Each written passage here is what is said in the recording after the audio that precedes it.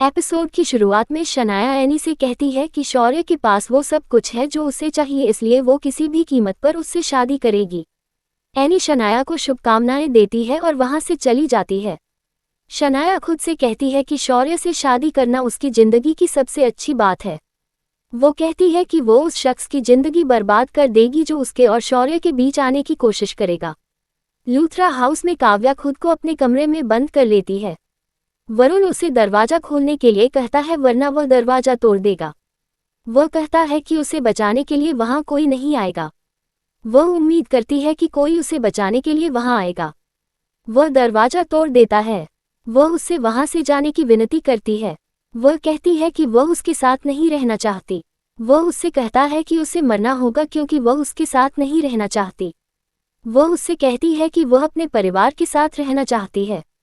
वह उससे कहता है कि उसे बचाने के लिए कोई नहीं है।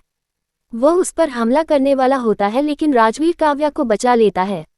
राजवीर को वहां देखकर काव्या राहत महसूस करती है। पालकी ने काव्या का हाथ पकड़ लिया। राजवीर वरुण को याद दिलाता है कि उसने वरुण को काव्या से दूर रहने के लिए कहा था। वह वरुण को धक्का देता है। काव्या राजवीर से वरुण को न छोड़ने के लिए कहती है। पालकी काव्या से कहती है कि राजवीर हमेशा उसकी रक्षा करेगा। राजवीर ने वरुण को पीटा, फिर वरुण ने राजवीर को पीटा। वह कहता है कि वह पहले राजवीर को मारेगा।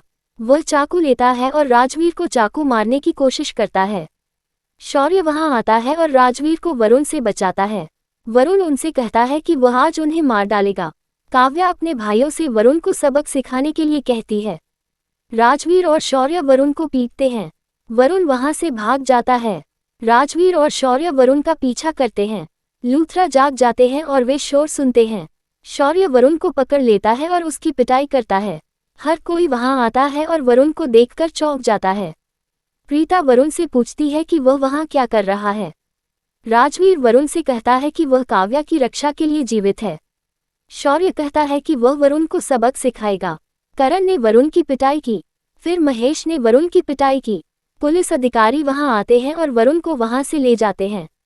काव्या रोती है। राखी काव्या से कहती है कि काव्या का परिवार उसके साथ है। सभी काव्या को सांत्वना देते हैं।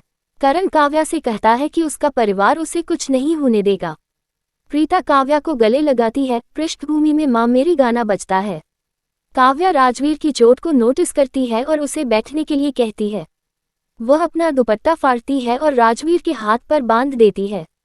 फिर वह शौर्य के घायल हाथ पर अपना दुपट्टा बांधती है। वह अपने भाइयों को गले लगाती है। राखी का कहना है कि शौर्य और राजवीर ने आज काव्या की रक्षा की।